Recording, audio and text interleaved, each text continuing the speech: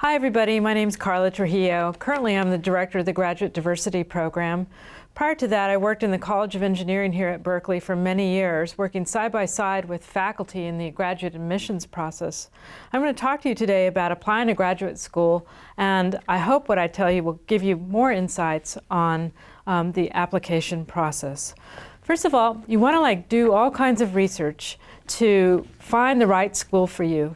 Of course, we'd like you to apply to Berkeley, that goes without saying, but you want to find the right match of the right school, the right program, and the right advisor so that you get to a school that will give you everything you need and hopefully propel you towards your degree and make you happy. So make sure you talk to faculty, graduate student instructors, research advisors, and pick their brains about where you should apply to graduate school based on your interests. Be ready to answer questions about what you're interested in, what kind of programs appeal to you, what kind of degree you'd like to obtain.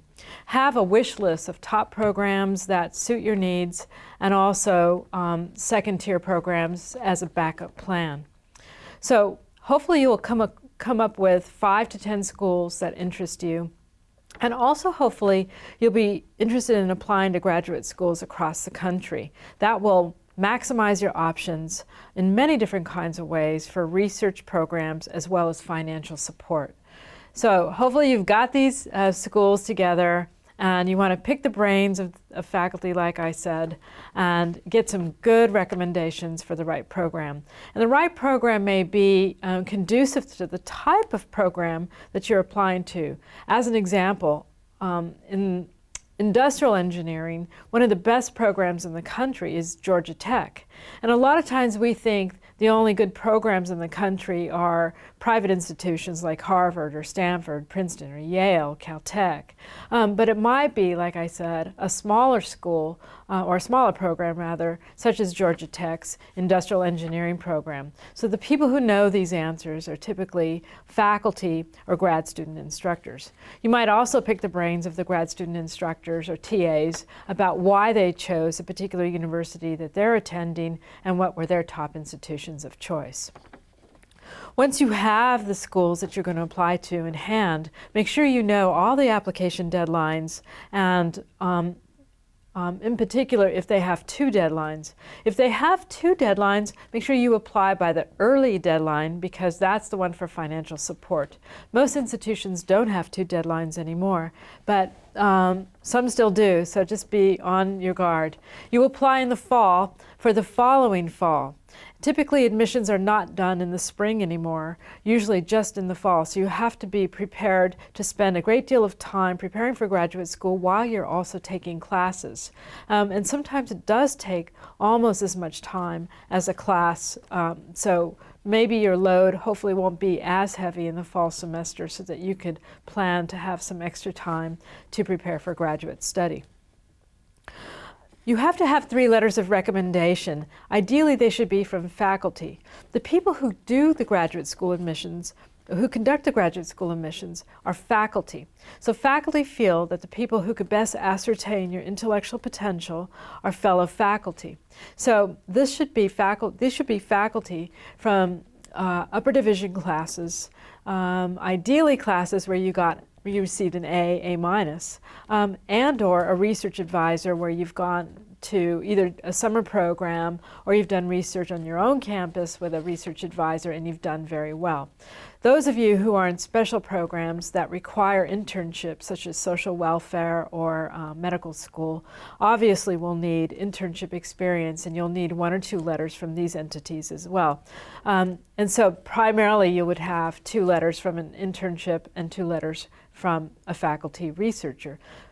But these are just folks who are internship, medical school applicants or social welfare applicants. In general, science and engineering students need 3 from faculty, upper division courses as I indicated, and ideally courses in the area that you're going to pursue. Well, you want to find faculty, of course, that are going to be writing you good letters. And so the way you do this can sometimes be a bit tricky depending on the institution that you attend. Some institutions are very large, and so it's sometimes difficult to get a letter of recommendation from a faculty member, and those are the ones that count. So not letters from graduate student instructors or people in special programs. You really want to try to get faculty because they're the ones that can speak about how you did in their classes and what kind of student what kind of graduate student you will hopefully become. So I would recommend, and I have a PhD in educational psychology, and I was a bit shy when I was an undergraduate, but what I felt I had to do was really find good faculty who would write me letters because I thought it was critical to getting into graduate school, and it is critical for all students to get into graduate school to have excellent letters of recommendation. They can make or break you. So I asked my faculty recommenders or potential recommenders out to lunch, and I want to encourage you to do the same. Ask them out to lunch or coffee or tea. Come prepared with a list of questions about what you're interested in and what schools you are interested in applying to. And if you're not certain, ask them this question during your lunch or coffee or tea. And if you have to do it in office hours, that's fine too. But come prepared and have these questions about where you should apply and what you're interested in studying, and then segue the conversation to asking them if they'd be willing to write you, and you have to insert an adjective to the sentence. Will you write me a positive? And I usually ask my students for some other examples of adjectives that they can insert before the word letter. Would you be willing to write me a positive letter of recommendation for graduate study? So that's what you want to do. If you see faculty hesitate in some way, perhaps you might need to ask somebody else. And also you want to offer to give faculty a copy of your statement of purpose, your personal statement. You also want to talk if the faculty are, super wanting to write you a letter. Some will be very enthusiastic. Make sure to offer to give them the copies of statements of purpose and personal statement. Your resume if applicable, your transcript if applicable, and also any additional information that might not be anywhere and they might know of so that they can write about you. As an example, I know a student who worked 30 hours a week to support himself, and he had a young family, so that impacted his grades, and he had about little bit over a 3.0. And I recall seeing that he was a borderline admit for mechanical engineering one year. And when we found out from a letter of recommendation that the faculty member had said he'd have a much higher GPA if he wasn't working 30 plus hours a week to support his family, that got him in. So you want to be very careful about who you ask for letters of recommendation. They count a lot. Professors also will invariably state your class grade, and also a lot of times in the sciences and engineering, the ranking that you have in class. So be very careful about who you do ask for a letter of recommendation. You have to take the GRE, and almost everybody in almost any major has to take the GRE, unless you're applying to business or medical school and so on, and those have law school, they have other specialized tests. The GRE is for general admission into most graduate programs, and it is encompassed in three sections: the verbal, the analytical, and the quantitative. And for science and engineers, the quantitative section is the most important. This is a science, this is a high school math kind of 10th, 11th grade level, no calculus, no trig kind of exam. And it's expected out of a top score of 800 that hopefully you will score in the 700s, around 85th percentile or better. You will not usually find these kinds of numbers on web pages, but I'm telling you as an incentive to try to improve your score to that area if you can. Of secondary importance to scientists and engineers is the analytical section, and that's where you typically will write an essay, 2 essays rather, and you will have to argue a point sort of like around a particular issue, and you want to be part scientist and part lawyer, so you have to argue a point and you have to support it. So be quick and analytical and science-driven in your answers if possible. Of least importance to most science and engineering programs, with the exception probably of computer science, is the verbal section. But you still want to do well, because that's important, because at some point in time you will be writing papers, you'll be writing a dissertation or master's thesis, and giving presentations, so your verbal writing skills are very important. Prepare ahead of time by taking either a preparatory course or downloading the GRE prep software, which will come when you register for the GRE.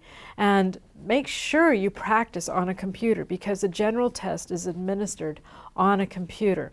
You have to sign up to make sure that you get the test, you register for the test, so that the scores will be available by the application deadline. And because it's done on a computer, the first two out of the 3 sections will be scored within 10 days, and then the analytical section takes a little bit longer. So you want to make sure you are getting all your scores in, your application materials, all by the deadlines, and that includes letters of recommendation. So you have to plan ahead and act accordingly. There is also the subject test. And the subject test is required by people in some programs, so make sure that you check with the schools that you're applying to see if they require the subject test. And typically math, physics, biology are some of the programs that require subject tests. If a program requires a subject test, then those are going to be weighed a lot more than the general test. Ideally, you want to try to aim for 75th percentile on the subject test, although I have to say that all these things I'm telling you are not hard and fast. I know lots of students who've gotten into graduate school with subject test scores or general GRE scores at a much lower level, but you still want to try to aim for the very best, because schools like Berkeley, Caltech, MIT, Stanford are top schools in science and engineering, and in actually, well, in everything. Berkeley has 105 degree granting programs, of which we're in the top 10, I think, for all of them. So it's a really good school, and you want to do your very best, because people know that the GRE really doesn't correspond much to graduate school success, but they use it as a tool to weed out prospective students, and you don't want to have any dents. A lot of students are intimidated by the GRE. I was too, but I decided I wasn't going to let the GRE take over my life, because for many of us, we have to work very hard. We're first-generation college students. We put ourselves through school. We take multiple classes while working. And the challenge to get through school and get into graduate school and maintain good grades and do research, you know, that's plenty. So to let a test keep you or intimidate you from your graduate study after all the work you've put into it, you don't want to do that. So the best way to prepare for the GRE is to plan ahead and prep yourself by studying for it so that you feel comfortable and your anxiety is eased. My students tell me that if you take the practice exams, which is what I also did, but now you have to take the practice exams on the computer, you will feel much better, because the general test is on a computer, the subject test is on paper. The subject test is offered 3 times a year, so you want to plan accordingly to make sure your score is also coming in on time. But the general test, since it's given on a computer, you want to make sure that you practice seeing the questions on a computer and writing down the answers and then transferring the answers back to the computer and so on. So practice will help you and also ease your anxiety.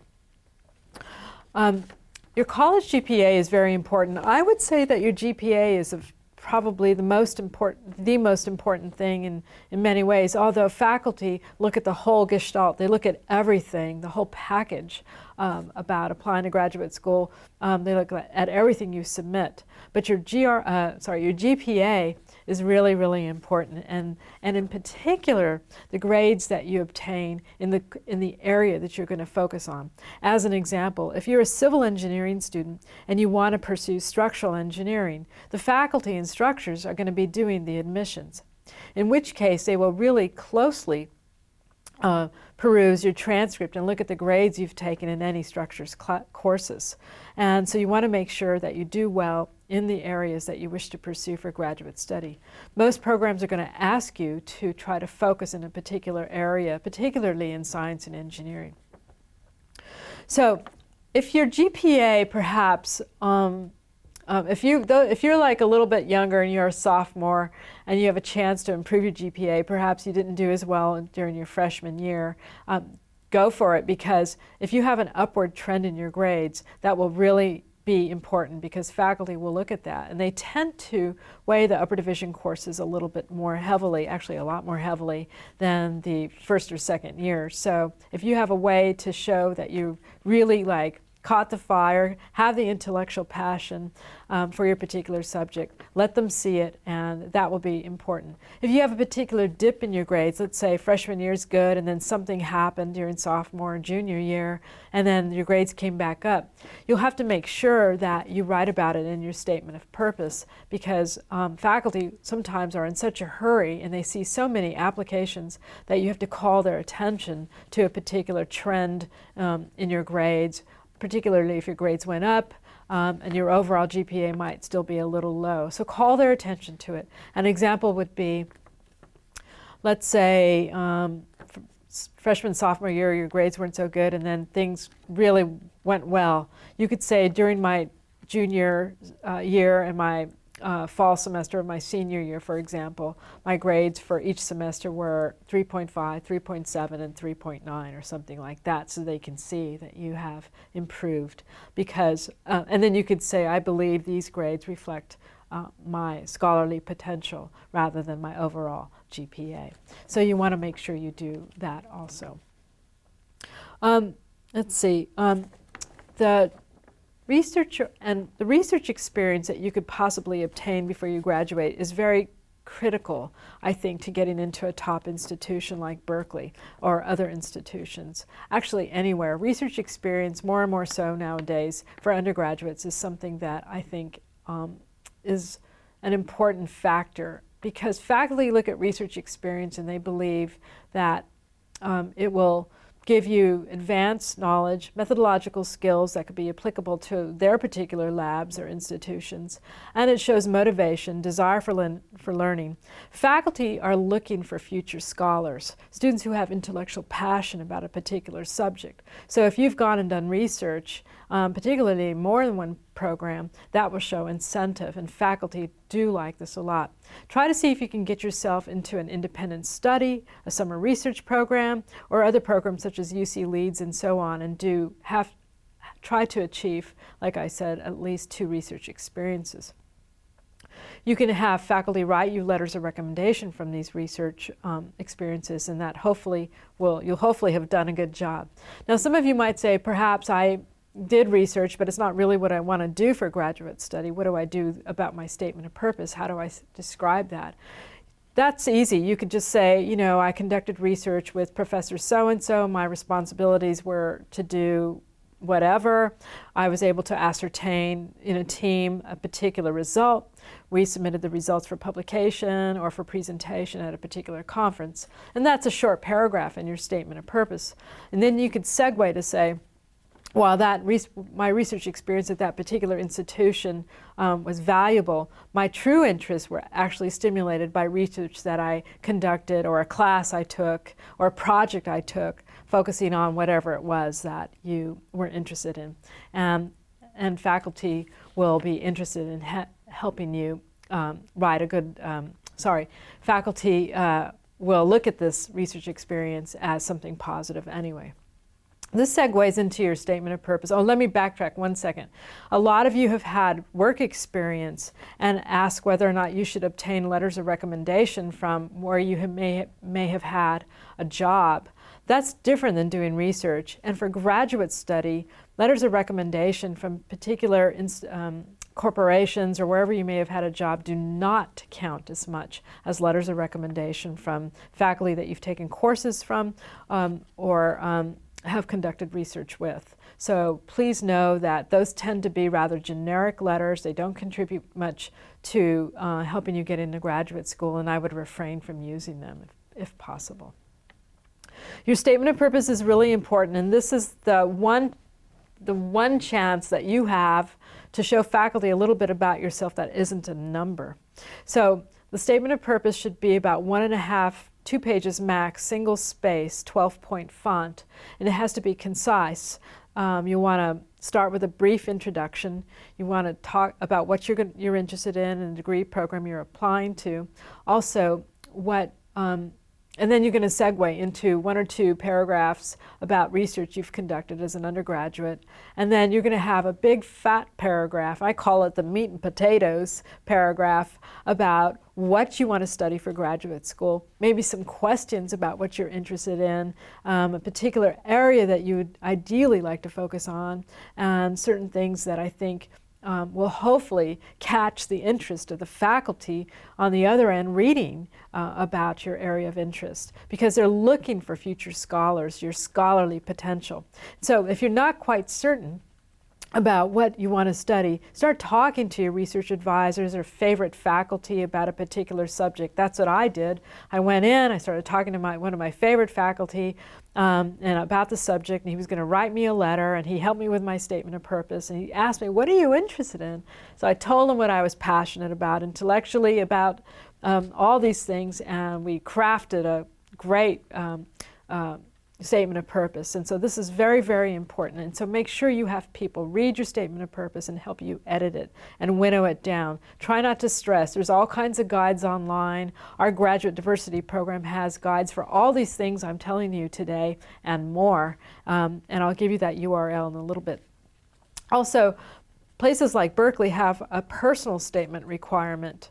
Let me just step right back to the statement of purpose. Make sure you speak positively about any negative experience you may have had, because faculty are looking for things that show motivation, that you've overcome something. So that's really important. Also, you want to write in the, can't remember what, I'll come back to in the active voice. That's what I wanted, not the passive voice, the active voice. And so a lot of students are taught to write in the passive voice, but for applying to grad school, you want to straddle the line between being excited about what you want to study and have humility at the same time. So it's really important to show the desire to learn, as well as the knowledge about, or the competence that you have in a particular area, and the statement of purpose should demonstrate this. Berkeley also has a personal statement, and this is something that we value greatly, because if there's particular issues we need to know about, like any obstacles that you might have overcome, any hardships you've had, anything that you think is normative. Like, I thought it was rather normative to work 20 hours a week and support myself through school, but it isn't. And so if you've been working to support yourself through school, or you have done other things that you've overcome any particular challenge, let us know about them. Some students I know are like helping their families with financial support and things like that. So this is really important. Also, if you were a leader, did you help young students? Did you mentor people? Did you do creative research projects that assisted people in developing nations and things like this? Let us know about this. This is all important, and there's guides for this. The faculty love looking at this. It's very, very important to sometimes procuring financial support, which segues me to the financial support section. There's a lot of financial support for graduate study, particularly in the sciences and engineering fields. And I think that you want to do several things simultaneous. Every institution that you apply to has fellowship support, and so when you fill out the application, you want to indicate that you would like to receive fellowships if possible, and check all the boxes that apply. You also want to apply independently for financial support through NSF, Ford, Javits, many others, and there's a plethora of search engines to find scholarships and fellowships to apply to. So these are time-consuming. They require essays and letters of recommendation, just like applying to grad school. And to do all this simultaneous takes a lot of organizational skills. So hang on to your essays, look at all your deadlines, and some of the fellowships have early deadlines, like early October, so be very aware about applying to this. And some of them can be very fat financial awards. such as NSF, for example, can give you a very fine stipend for 3 years plus tuition and fees. And in some cases, the institution will offer you assistance so that you can switch support each year. So I want to encourage you to apply for scholarships and fellowships independently. Also, most institutions will support you with GSI or TA or GSR, grad student research positions that will augment your studies. I was a TA for a whole year, and that's how I paid for an entire year of graduate school support. So there's a lot of different kinds of money out there. You're always going to be looking for it, but make sure you make all your deadlines and write good essays. If you're applying to an NSF and you've already done research, you may want to jump into a more in-depth description from what you've done already for research as an undergraduate for your NSF application. They're going to be looking at not only your project, but also your methodology and what your ideas are about what you're going to do for graduate study in a more developed form, particularly to attain an NSF. So if you were going to be an evaluator, if I was an evaluator, my money would go to the student who has a more developed project rather than a student who has a more vaguely determined project. And it just takes common sense. You're not going to be held accountable to doing this particular project for your NSF plan, to obtain your NSF fellowship. So last of all, I want to just suggest that you make sure you try to contact the faculty that you might be interested in. Go online and look to see the research projects that faculty are working on. See if there's faculty whose research interests parallel yours. They don't have to match necessarily, but for those 5 to 10 institutions that you're going to be applying to, you ideally want to find, 2 faculty minimally whose research interests parallel yours. This is really important because sometimes you might have a stellar application in so many ways, but if there's no faculty member who is doing research that is aligned with your interests, you may get denied. Also, if there's only one faculty member doing this particular research interest that parallel yours, their lab might be full, that you might not like their personality, so it's important to have various options. Most graduate students will focus on their particular areas and sometimes change their areas of interest when they start taking classes, and that's the exciting part about graduate school, because pretty much with graduate study, you want to be able to go into an area that you can get up every day, get out of bed, and be excited about pursuing this particular field. So good luck to you. I want to encourage you to look at the UC Berkeley's URL in the Graduate Diversity Program, which is grad.berkeley.edu/diversity, it has all kinds of information that will assist you. Thanks very much.